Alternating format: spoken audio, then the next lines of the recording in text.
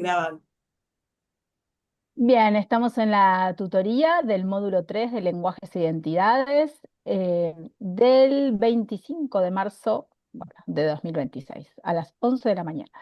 Bien, estamos acá con todas las compañeras, porque hoy se conectaron todas compañeras, y vamos a retomar, a ver, la semana pasada, que fue nuestra primera clase.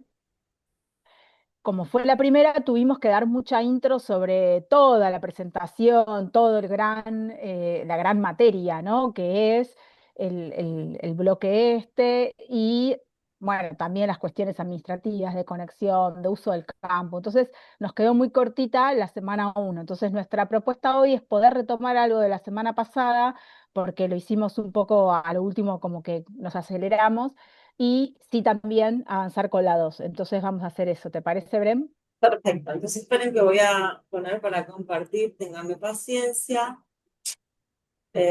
para retomar un poquito lo que nos quedó pendiente de la semana uno, que nuestra semana uno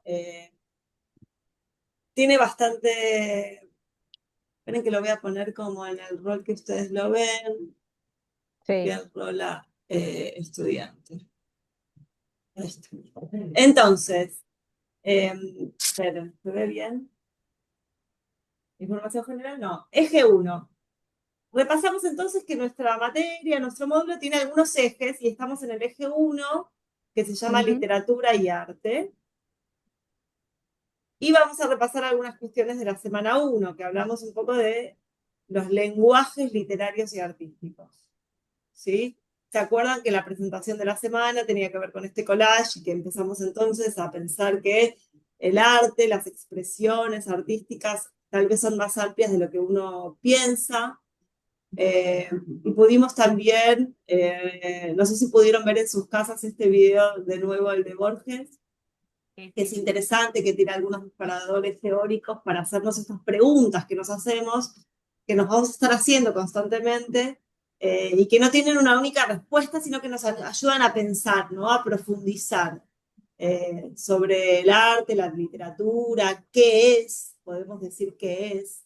Así que vamos a empezar con las claves que, esta parte de claves es la parte más teórica. Vieron que la semana pasada explicamos que todas nuestras semanas se organizan de igual manera y las claves es la parte como en donde ustedes les pasamos algunas claves más teóricas, más de contenido importante de la semana. Si te parece, Mari, hago una pasada por este recurso, que la vez Dale. pasada lo vimos un poco por arriba, pero que me parece interesante, que es esta idea de que a lo largo del tiempo el arte ha tenido diferentes funciones, ¿no?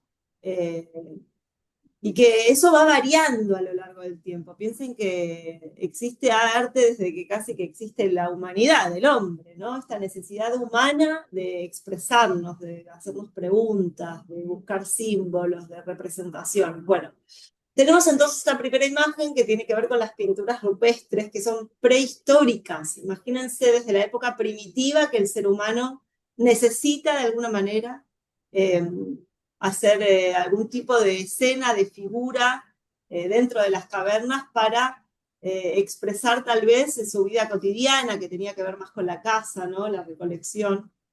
Pero bueno, ¿qué función tenía en ese momento? Se llama este primer momento como una función mágico-religiosa, ¿no? Porque tiene que ver eh, no solamente con retratar su vida cotidiana, sino que creían que de esta manera favorecían a la captura de los animales, ¿no? Como si dejaban estas imágenes de alguna manera, eh, tenía que ver con algo como con un ritual sagrado que ellos de esta manera favorecían su tarea cotidiana. Entonces, en ese momento la función del arte podríamos decir que era mágica, religiosa, que tenía que ver con la supervivencia, con ciertas creencias de ese momento, ¿sí?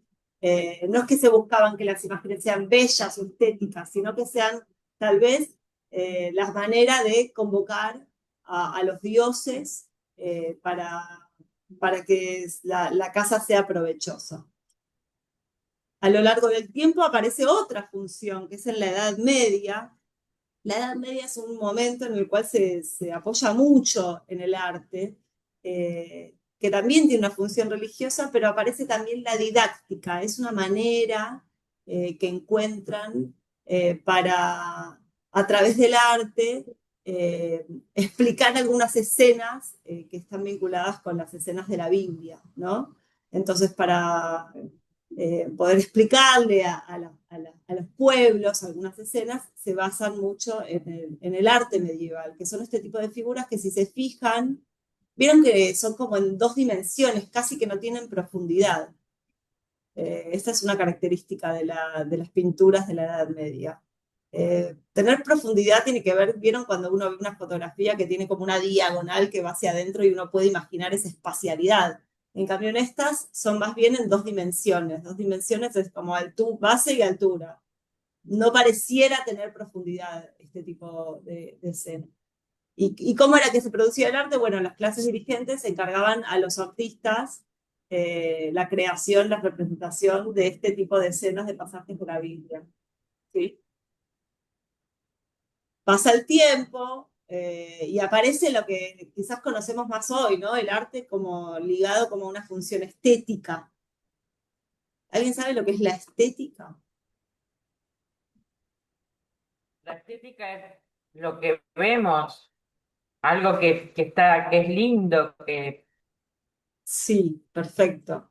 Tiene que ver con también, estamos pensando en esa función de lo artístico y que en la estética está ligado como a este concepto de lo bello, que podríamos estar hablando horas acerca de qué es lo bello, ¿no? Pero que de alguna manera busca eh, retratar de una manera, eh, sí, como equilibrada algunas escenas, ¿no?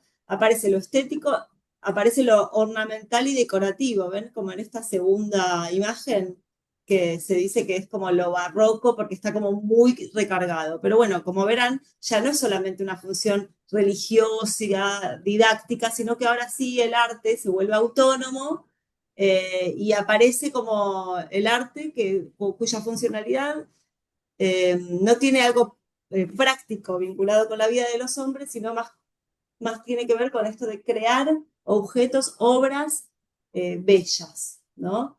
Que pueden ser decorativas, pueden ser paisajes, retratos humanos, exaltar la figura humana.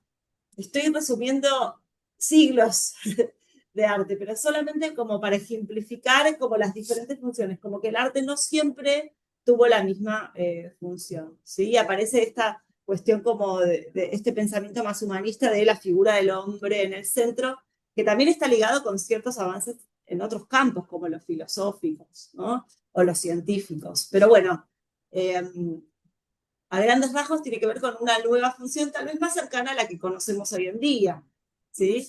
Que hoy en día tal vez podríamos decir que desde el Renacimiento hasta nuestros días esta función estética un poco prevalece. Y también aparece en la edad más contemporánea esta función expresiva. Vieron que siempre hablamos de esto del arte como un medio para expresar sentimientos, ideas, eh, opiniones, posturas, ideologías, ¿no? Entonces el arte como un medio eh, para expresar, para tratar de transformar el mundo, para tratar de compartir alguna idea acerca de ese mundo.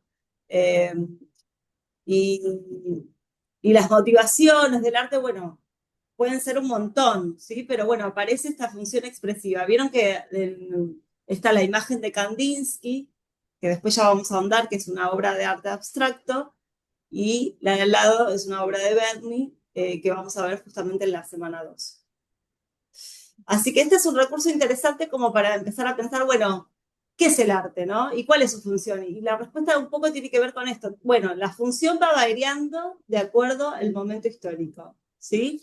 Siempre existió el arte, si el hombre existe, siempre tuvo esa necesidad, y la función va dependiendo de su tiempo, de qué tipo de sociedad estamos hablando, eh, y se va modificando. Entonces uno tiene que ver esa definición o esa pregunta de qué es el arte, que es algo que no es fijo, ¿no? Que va a depender de un montón de variables. Y un poco en esto, eh, vamos a empezar a andar. Y para reforzar un poco esta idea es esto, el origen del arte está ligado a la propia humanidad, ¿sí? O sea, que es algo meramente humano. Esto también es importante porque si uno se pone a pensar, solo los humanos, ¿no? Tenemos arte de las especies que existen. Es algo que nos define como humanos, ¿no? Como una manera de poder expresarnos, de poder compartir emociones, sensaciones, de también hacer rituales, de también convocar a los dioses. Eh, y que el arte de alguna manera trasciende cualquier tipo de barrera cultural, cualquier tipo de sociedad. Muchas veces uno ve una obra que puede ser musical o de pintura o de danza, que es de otro país y que de todas maneras igual uno lo entiende, ¿sí? Entonces, de alguna manera puede ser una expresión humana universal. Bueno, y ahí resumimos como una primera presentación, podríamos estar hablando de esto mucho tiempo, pero para empezar a pensar en esta idea de que el arte también se va transformando. Eh, y acá, Mari, ya pasamos a la pregunta más por la literatura. Bien. Bueno, porque recuerden que este primer eje que se llama literatura y arte, lo que estamos tratando es de acercarnos, ¿no? A qué son esto de la literatura y arte. Entonces, nadie se va a tener que acordar ninguna definición de memoria, sino que simplemente estamos repasando y viendo, bueno, cómo se fue pensando el arte desde aquellos tiempos, ¿no? Y cómo es el arte hoy. Porque y la literatura, ¿no? Y ahora voy a avanzar con la literatura, pero agrego una cosita más de lo que Brenda estaba comentando, que para mí hay algo muy importante, o al menos en literatura también es muy importante, que es este corte que hay cuando el arte decide separarse de otras instituciones, ¿no? Vieron que ustedes vieron como los tiempos más primitivos, después vieron la Edad Media, donde había una función así religiosa, un poco ligado también al analfabetismo, ¿no? Al no saber leer y escribir muchas personas del pueblo, cómo aprendían la Biblia, ¿no? La palabra religiosa. Bueno, a partir de las imágenes, por eso los misterios en las iglesias, en los vitrós y demás. Entonces, y después aparecen otras funciones, pero hay un momento de quiebre que es justamente en esta etapa de camino hacia el Renacimiento, 1600 más o menos para adelante, donde aparece el mundo moderno, ¿no? La edad moderna. Si van a estudiar historia en algún momento y ven por casualidad alguna línea de tiempo, se acordarán que está la Edad Media, el Renacimiento no es una edad, sino que es como un tránsito entre la Edad Media y la Edad Moderna, y pasado el 1600, que es el Renacimiento, hacia la Edad Moderna, aparece esta cuestión del arte y la literatura que se empieza a independizar, ¿no? Autonomizar sería la palabra más correcta, pero digo independizar para que lo entendamos mejor. ¿Y qué significa esto? Bueno, significa que justamente puede hacer lo que quiere, ya no tiene que hacer lo que le dicen, ¿no? O sea, los artistas ya no tienen que hacer lo que le dice el rey o lo que le dice el sacerdote sobre cómo hacer o cómo producir o qué expresar. Ya hay y entonces empieza a haber una conciencia más de autor también, ¿no? Como, bueno, yo me expreso y digo y hago esto.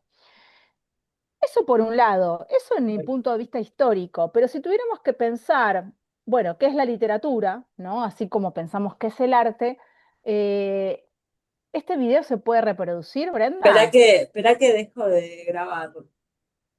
Bueno, A ver, pausar y detener. Pausar.